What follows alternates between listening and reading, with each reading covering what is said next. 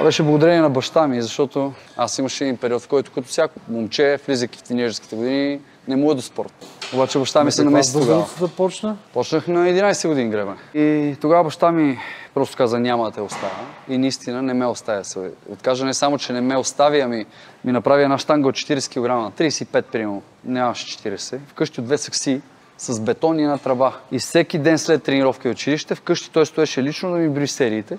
Правих прехвърляне така, зад глава, гребане подпрян на бюрото с главата. И тези 4 упражнения ги правех по колко? По 10 серии ме караше да правя, по 20 броя. Един час плътно и не ме пускаше да излизам, ако не го направя. И се случило, идват приятели да ме търсят, звънят на вратата, баща ми спи на дивана, аз за да излезе трябва да мина покрай него обаче. И минавам и отварям вратата, той е само такъв. Отваря едното кой, направи си тренировката. И аз, не.